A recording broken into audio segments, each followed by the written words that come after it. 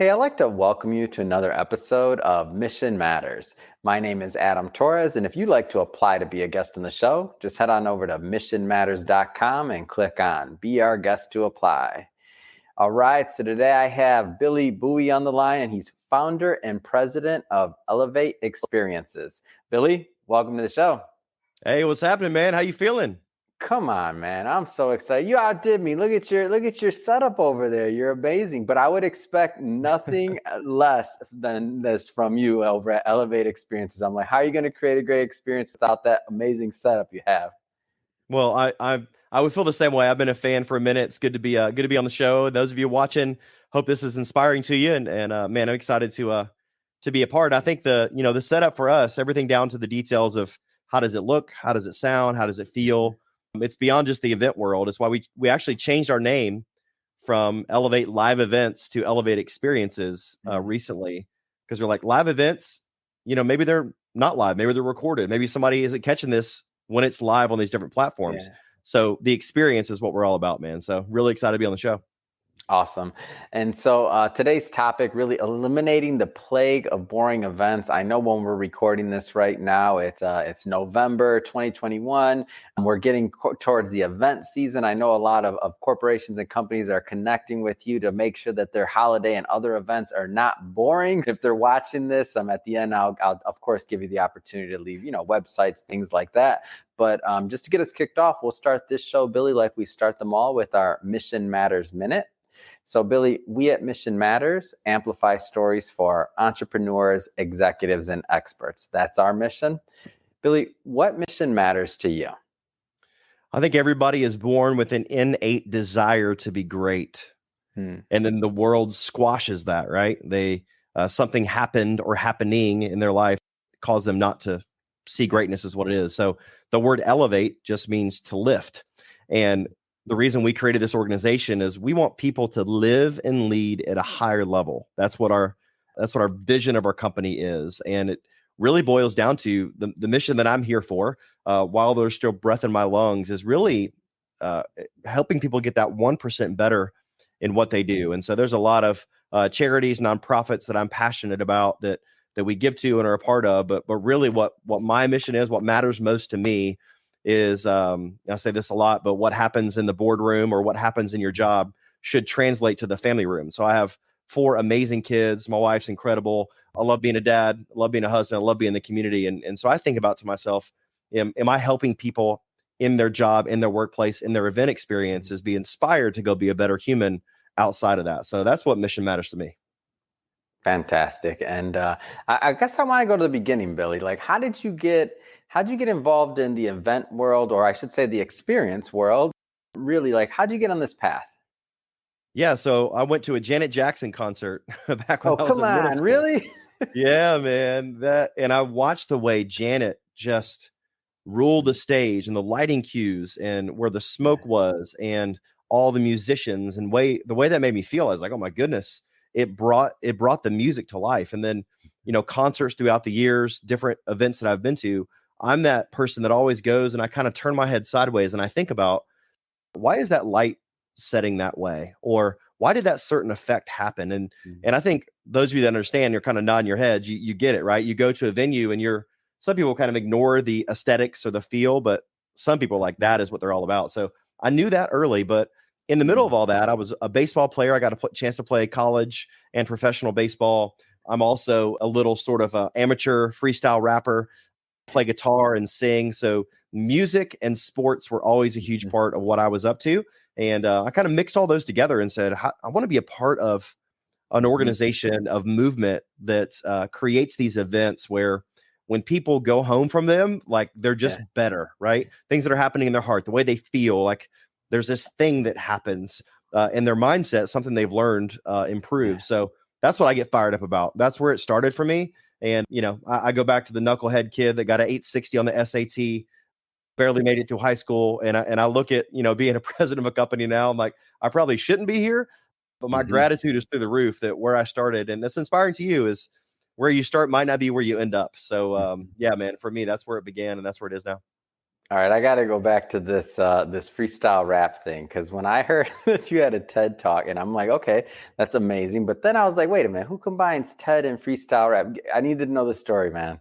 Yeah, man. It's really fun. So I am not a great freestyle rapper. I've never really claimed to be, but it's something that I've always really enjoyed. I've loved Hmm. hip hop, and so I actually wrote a blog series a couple years ago called Hip Hop Raised Me, where I took my 5 favorite rappers and Hmm. I talked about the concepts in their music and how it helped me become a better leader. Well, you Yeah. talk about CEOs and marketing people saying, "Wait, I've never heard anybody put that together before." It's usually maybe the negative side of that style of music. I was like, no, there are so many beautiful elements of Yeah. story and being together for your team and, connecting to knowing who you are and to passionately Hmm. pursuing something. And so I wrote this series and then had a couple friends that were in the TED Talk world. And so let's produce a TED Talk that's called How to Lead Like a Freestyle Rapper.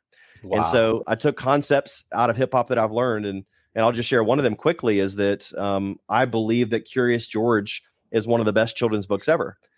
It teaches this element of curiosity. I meet a Yeah. lot of people that sort of have given up on the creative side of what they do, and I believe that bringing curiosity back again, freestyle, you have to be curious. You have to like, what's next right around the corner? Mhm. How am I gonna bring a story out of this next thing that's right in front of me? And so that's where that came from, and it's really therapy for me now.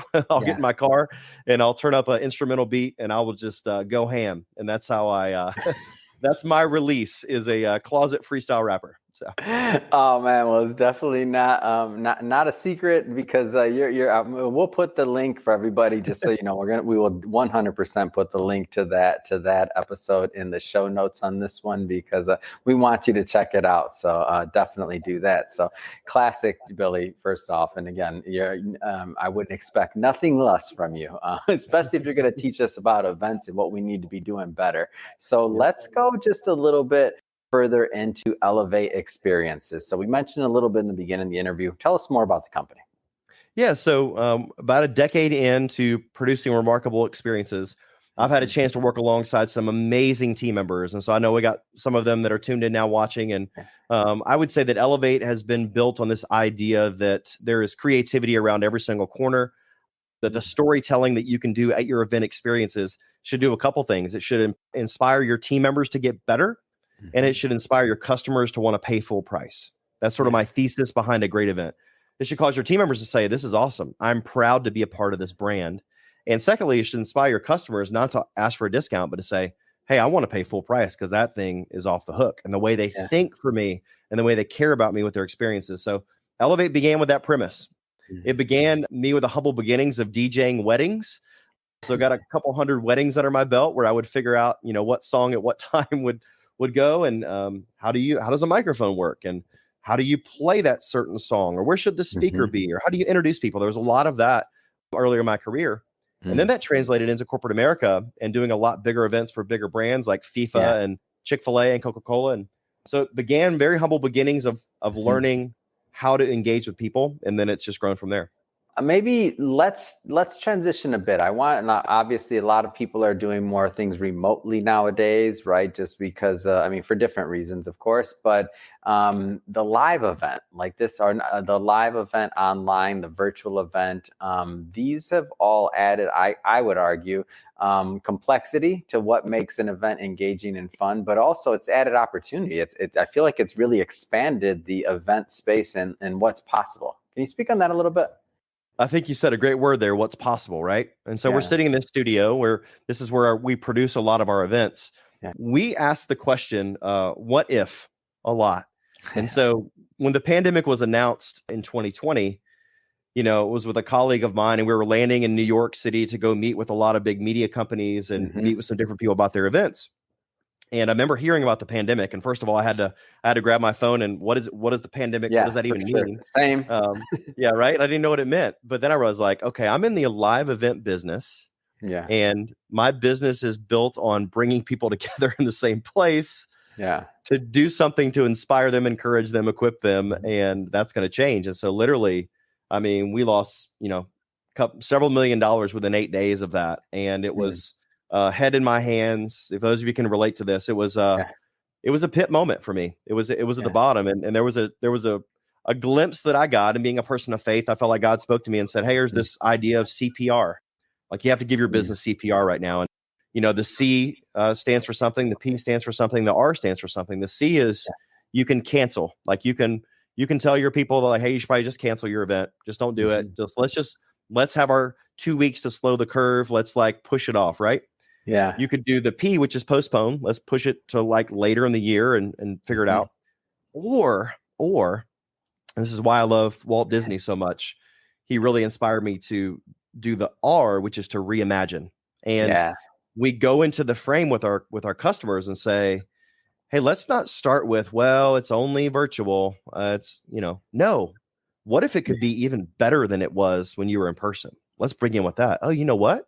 And now it's been such a blessing because we have so many people that say there's people in Phoenix, Arizona, and California, and New York, and Georgia that would not been able to be at our little event we had in Chicago. But now that it's virtual, man, we're able to produce that. And so maybe we can put down the show notes as well. We just produced an event recently that the customer was a little bit skeptical about the engagement part, which is another thing you mentioned. Yeah. And I said, listen, this is going to be the most engaging event you've ever had. And they're like, there's no way. They showed me videos of dance parties and all the things.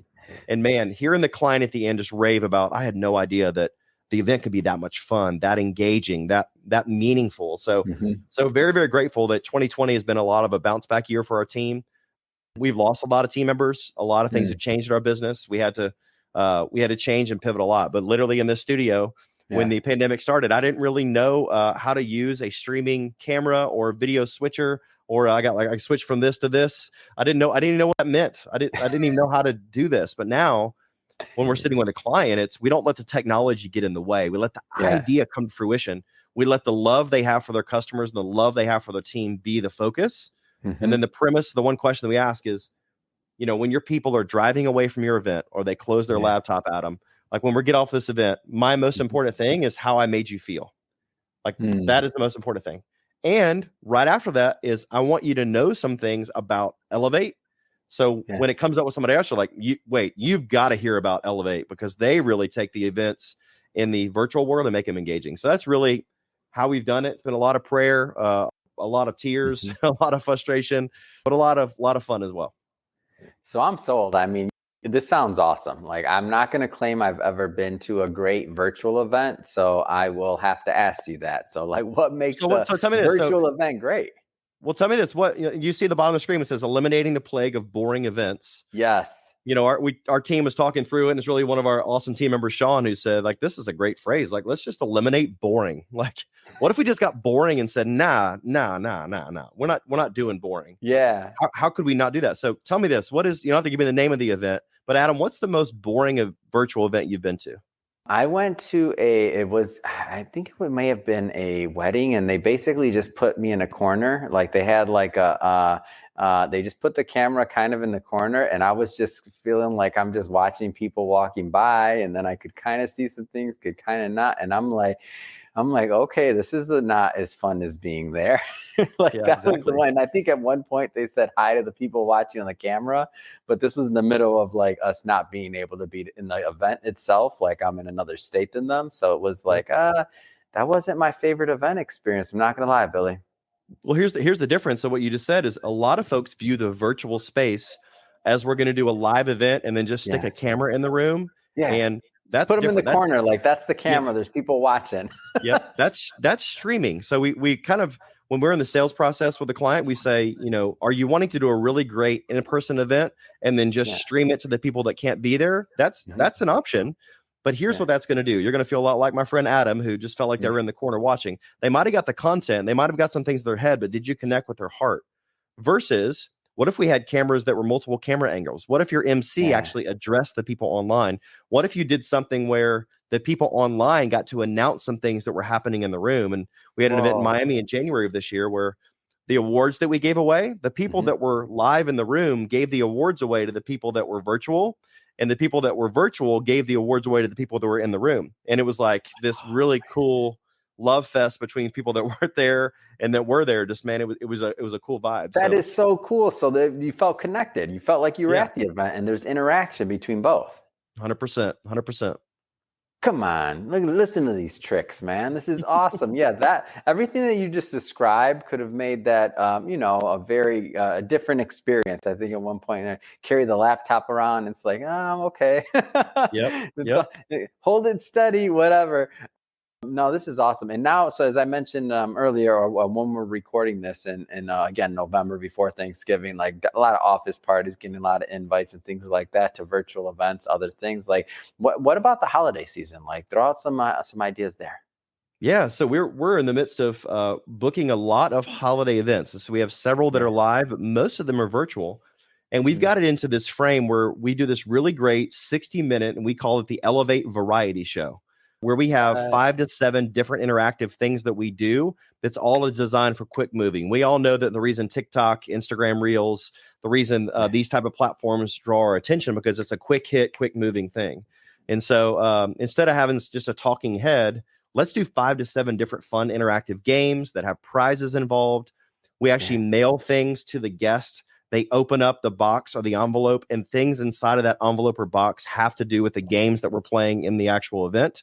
And Mm. so we think about how we're doing that. And right now we have several holiday parties that are booked with clients, but a fun, interesting wrinkle to what we're doing now Yeah. is in Q1. So January, February, March, we're in the middle of talking about all of these events that people want to have fully in person, and they might Mhm. have 80% of their company wants to be there. So the word has not been live event or virtual event. It's been hybrid. Like, how do we do both? And I've got bullish about this question. I'm like, hey, tell me your budget before we start this, because Mhm. ultimately what you're asking me to do is to propose on 2 events instead of 1. And so that has been the most interesting thing is in the holidays now of thinking about Q1 Mhm. and asking people their budget first before we even start, because it's a completely different ball game to produce something live and virtual at the same time. It's doable Mm. and it can be successful, but you really got to be thoughtful and the money has to be there to actually pull it off. What about the actual engagement? So meaning, like obviously, you gave one example of giving awards back and forth. Like, tell me a little bit more for specifically for leadership that maybe haven't explored live events too much at a company, and they're like, they're a little kind of thrown off on like what the engagement could look like. Tell us a little bit more about that. Yeah, for sure. The first thing we did when the pandemic began is we started taking all of the interactive games. We call them Mm. moments of engagement. We started taking all of those and creating a YouTube channel around it. So now we have over 30,000 subscribers on a YouTube channel, and Wow. it's all about icebreakers that you can do virtually and in person. It's free. Go watch it. Go subscribe. All that good stuff. But we started producing videos of how to create these little 4 to 10 minute moments Mhm. that have unique ideas that draw people out and get them engaged and involved. And so, for instance, one of them we do, Mhm. a really, really easy one is we'll put up silhouettes on the screen, which is just Mhm. a black outline of someone. All you see is sort of their shadow. And the first person to type in chat who it is will Yeah. get a prize. And so we'll do an easy one like Dr. Seuss, where you'll see, kind of the hair. We'll do ET, where you clearly see that it's ET. But Yeah. then we'll do someone that looks sort of normal, and it'll be like Jimmy Fallon, or Yeah. it'll be Steve Harvey. And then the really cool thing is we can actually create those for their people. And so Mm. maybe the CEO or the boss, or I'd have one of you, Adam, like you are on the screen now, Mhm. and your team would guess it and they wouldn't know who it is. And then we put you up there and everybody laughs. It's like, oh my gosh, that's so thoughtful. You Yeah. actually made a really cool game that was about us. Right. And so that's an example of one thing that we do. So we have, dozens and dozens of those different types of engagements that are really designed to get people, entering into chat, turning their microphone on, Mhm. engaging on the screen. This platform we're using now, we use a similar one that can kind of bring people on and off the screen at different times. So yeah, that's an example of one thing we do. I could talk forever because I'm so passionate. When people tell me, online events, they can't be engaging, I'm like, you're totally wrong. Like You're like, you haven't thought enough yet. You need to give us a call. yeah. Just check us out. So I love it. So you mentioned Jimmy Fallon. What I have to ask you. So what happened Tonight Show with Jimmy Fallon? yeah, so I'm a big fan of Jimmy. I would love to sit in some of his creative meetings with his team. Their writers and their creators are just absolutely brilliant. Mm. If you watch the Tonight Show, some of the skits they've done. When I think of myself, I'm primarily a host and an MC at events, and Mhm. so when we produce things, I'm usually the one that's sort of hosting and creating on screen. And Yeah. so I'll call on 4 different personalities. I'll call on Jimmy Fallon because he's not afraid to make fun of himself. I'll Yeah. call on Steve Harvey because he's got that comedic value. I'll Love call on Steve. Justin Timberlake to enter into music and fun. And then Mhm. I'll call into Ryan Seacrest when I need to be like that polished host. Mhm. But so Jimmy Fallon has been like in my Mount Rushmore of like comedians, hosts. Those are sort of some of my favorites. So I went to the Tonight Show. So if you haven't gone, it's free to go. You can actually sign up and get tickets. So my wife and I went. This is a couple of years ago. And the Roots, who is the house band at the Tonight Show, are off the charts. So Wow. comment in the chat if you love the Roots. Like they're Mhm. so creative musically, and their lead vocalist, his name is Tariq, and Tariq is a freestyle rapper. He's incredible. And just watching the band just start playing, he literally just whatever on the top of his head, he just starts freestyling. And so at the show, they came up with this idea to do something called freestyling with the Roots, where they play this little theme. Jimmy goes up in the crowd with the little Tonight Show card. He'll stop by random people in the audience. There's a couple hundred people there. He'll ask them about their life, their name. He'll ask them a random question. Yep. And he'll say, all right, Tariq, so we've got Julie here, and she likes underwater basket weaving, and her favorite music is country. And then the band will play and Tariq will freestyle. Well, literally right when they said it, my wife looks over at me and goes, you're about to be on the Tonight Show. I was like, wait, what? She just felt it. And so Jimmy runs up the aisle to this other lady, does a thing with them first, and then comes back down. And my wife is like pointing over the top of my head. You know how you do like when somebody calls a volunteer and you don't want to, she's like pointing at me like this. And I felt my whole body just like stop. I'm like, oh my, what? Oh my gosh. I'm feeling it now as I'm sitting here. Yeah. Oh, just the fun, the excitement, the scared out of my mind. So I had just produced, I have an online course for communicators called More Than a Microphone. And so if somebody wants to learn how to get better on stage or better in the boardroom, we made a whole online course about how to get better at that. So I literally just finished that. But I'm the one like nervous out of my mind. So I stand up and he asked me these questions. The Oscars was next weekend. So he said, what's your name? My name's Billy. You know, if you were to go to the Oscars, who would you take? And I kind of looked at my wife jokingly. I said, Sandra Bullock, and everybody laughed in the audience. And then I felt like this cold wind go over my body. And something told me to say, Billy, you should ask Tariq if you can freestyle rap about your own situation. And I was like, come on. And so I told Jimmy, and Jimmy looked at me like, we've never had that request before. And his producer was sitting a few rows below, and she just went, I guess so. And so Jimmy said, okay, you want to freestyle about your own situation? I was like, sure. And literally, Adam, it was the worst freestyle I've ever done. It was like so bad. I couldn't hear the beat. Now, friends of mine will say it wasn't that bad. It was actually good. But we recorded in the afternoon. We go to a Broadway play. We went and saw Hamilton and Broadway. Yeah. And then we went out to eat afterwards. And I realized like, oh, the show's airing right now. So I went to the bar and watched myself on TV wearing the same clothes that I was wearing because I was just in the show.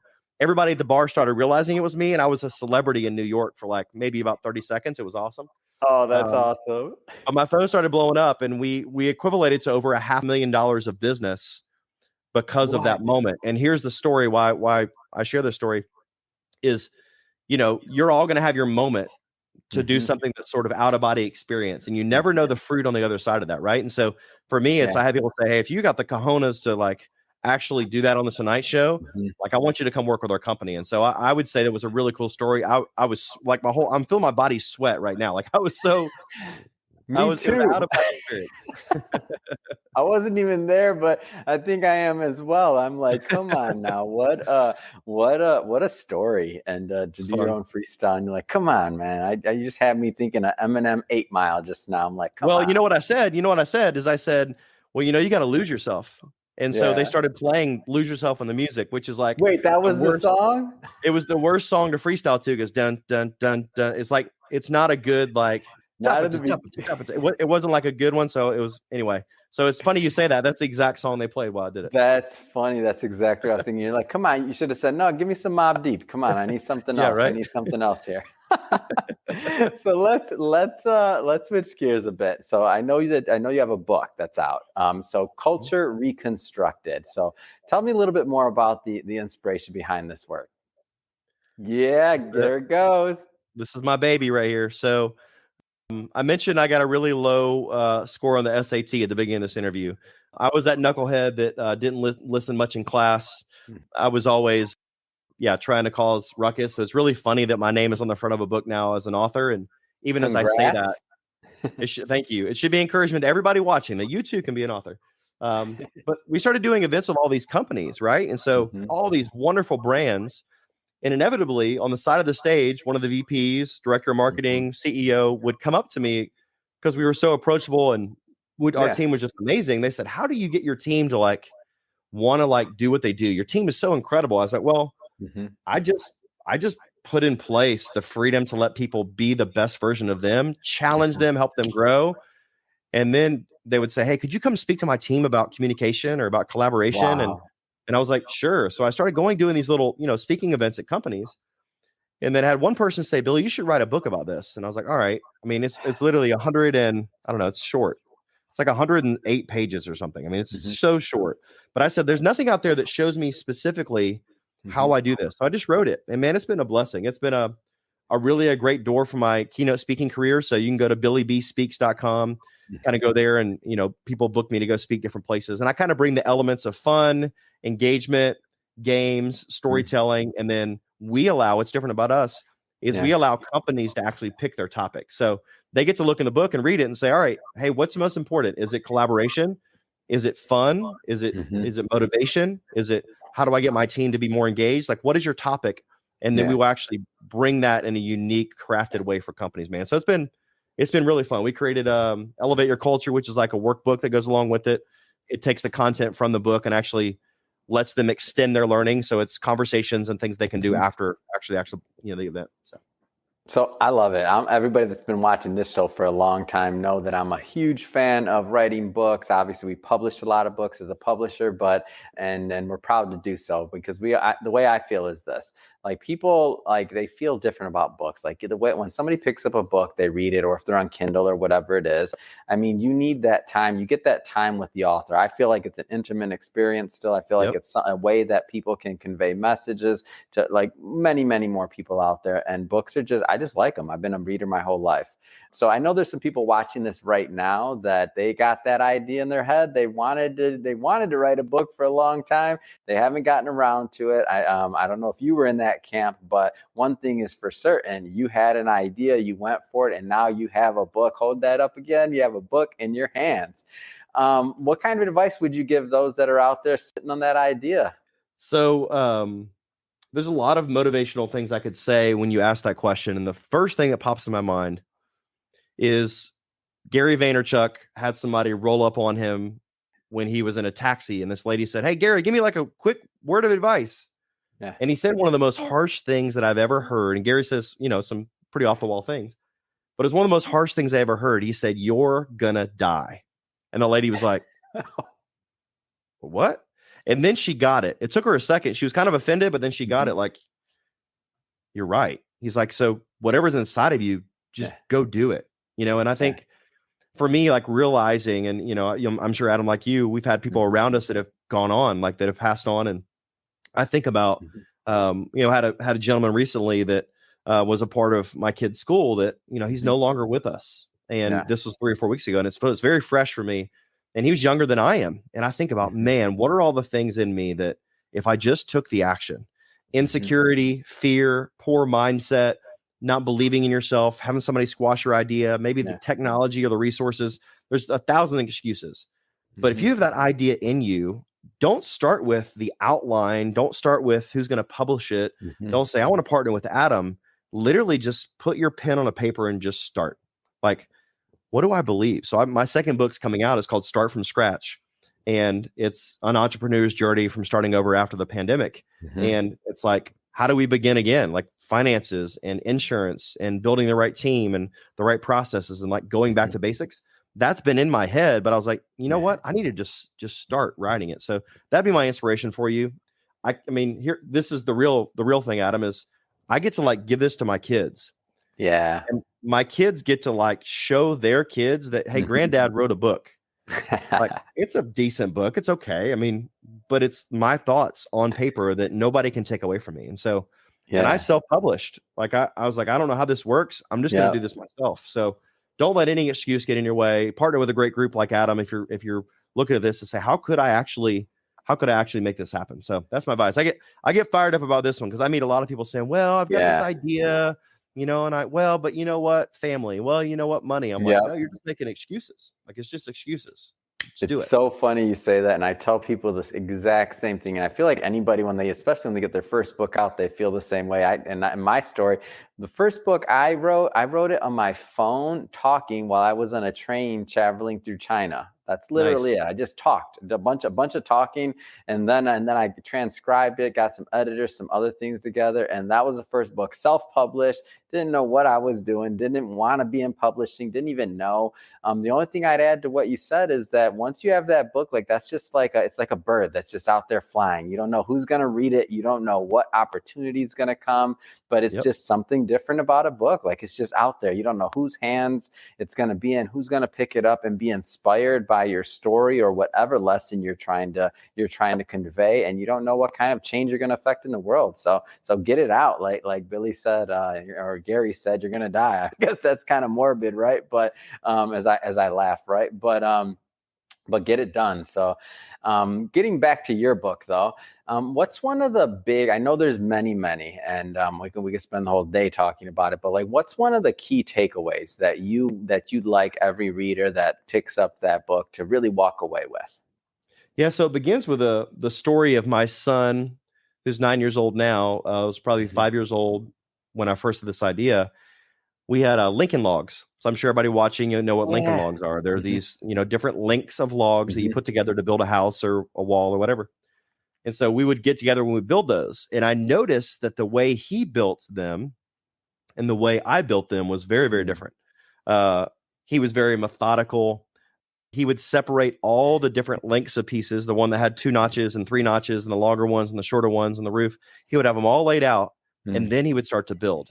Well, you probably noticed from my personality, I'm an Enneagram 7. I'm an ENFP. I like full speed. I just start building. I was like, all right, cool. We'll figure it out as we go. And I want to encourage people that you can do both. Some would say, no, like the way my son did it, we know it's more methodical. We know it's probably going to be built better. It's going to take a little bit longer. But having the desire inside of me to really encourage both sides of that equation, I think some people view themselves as, I need somebody else to help me because I can't do this. Yeah. This is culture reconstructed is deciding how you want to build it. Is when you're looking at a part of your business. So the chapters have different big topics like fun, communication, hiring, collaboration. All the chapters are that way. So when you pluck out the piece of communication, how do you want to reconstruct that? Is it a haphazard, full speed, go for it sort of thing? And sometimes that works. Or is it, hey, is this working? Let's build this the right way. And so it really helps people think about, even if you build a culture that isn't great, like honestly, I feel like I was blessed to say we had a fairly big team and then pandemic happened and now we're down to a handful of people again. And I've really got to experience this book of how do I want to build again? How do I want to start over? So that's the big takeaway for me is that both of them can work. You just sort of have to decide before you start how you're going to do it. Fantastic. Well, Billy, I just have to say it's been great having you on the show. And I have to also ask, so what's next? I mean, what's next for you? What's next for Elevate Experiences, the book tour? Like, give us some more. Yeah. So I am really, really excited about Elevate Labs, which is our NFT project that we're launching, and really, really excited about having our own creator currency called the Elevate Coin. In the process now of building that. And it's really going to be interesting in the world of cryptocurrency, in the world of NFTs, of how that connects with the event world. And it extends the leadership opportunities. It extends the impact opportunities. And so that's what I'm spending a lot of my time thinking about. And I'm really, I'm excited about the future. Like those of you watching, can you honestly say you're excited about the future? That's my inspiration as we close is when you look at the future, look at the opportunities fresh, because listen, there were about 3 or 4 months during 2020 where I would say I was fairly depressed, where I would lay in bed for a long period of time. And anybody who knows me know that's like not what you would expect. Yeah. So I understand if you're on the low end of that, you're like, opportunity, there's no way. Like I'm just trying to keep my head afloat. I want to give you permission again to dream. I want to give you permission again to pick your head up and say, what are the opportunities out there? And so that's the opportunity. That's what's next for us. And yes, the book's coming out. People that are watching, if you need a keynote speaker that's going to engage your audience, I would be honored to be considered for that. But yeah, we're just going to keep plugging and keep loving people. And keep making the best next decision that we can. And being a part of this show is one of it. So when we're been a fan of your show and now getting a chance to be on is very humbling. So thankful for that. And who knows what's around the corner? Maybe we'll do more together. And yeah, man, that's the opportunities that are out there. Oh man, I feel like there's a lot more great things around the corner for you, and I'm excited to watch the book take off. I'm excited to keep following Elevate Experiences, all the great things you're doing, and then the NFT, the crypto. I mean, come on, man, a man of definitely a vision that's carrying this thing as far as possible. So I'm excited to watch the entire brand grow. That being said, if somebody's watching this and they want to connect with the brand overall, whether it's Elevate Experiences, booking you, any other projects, I mean, what's the best way for people to connect? Yeah, so the popular marketing experts would say don't give too many links or too many things, right? But I'm going to give too many things probably right now. So I know all this will be linked up at the bottom, but if you're interested in finding out more about the virtual event space, you can go to virtualeventsecrets.today. And that has a bunch of our webinars, has a bunch of like downloadable things that you can look at, kind of gives our roadmap of how we think about the virtual space. So that's free, doesn't cost anything. You can go there. BillyBspeaks.com is my speaking website. It's got videos, testimonies, all the things that are there. It's got the book if you want to pick that up. And the last one is just go to elevateexperiences.com. We spend a lot of time there just sort of outlining our services and the things that we do. Really, really proud of what we're accomplishing, and everyone we get the opportunity just to talk to is a blessing for us. We're pretty low pressure salespeople. We are not going to come with, all right, it's going to cost you this or this. It's going to be like, hey, let's dream with you. What do you want to happen? So people that are listening, if you're looking for a low pressure, you don't know what to do next with your event or to like make it awesome, we would love to talk to you. That's really what that's our jam. We enjoy that. So. Awesome. Well, Billy, really appreciate you coming on the show and sharing why you do what you do, your mission behind Elevate Experiences, booked. Come on, the Jimmy Fallon story, that's classic. Freestyling, your moments of fame in New York. Come on, man. Lots to unpack on this one. So thank you definitely for being with us and sharing your stories. And to the audience, as always, if this is your first time tuning in, so Mission Matters is all about really amplifying the stories for entrepreneurs, executives, and experts. And really, why do people do what they do? Like, what wakes them up in the morning? What's their passion? Like, what's the fire behind what they're doing? Like with Billy, you can just see it comes through. It's just awesome. So definitely hit that subscribe button. We want you to be a return guest and a return listener and visitor. We have many more mission-based entrepreneurs and experts coming on, and we don't want you to miss a thing. And Billy, really, it has been a pleasure. Thanks again. Yeah, thanks so much. We'll connect soon.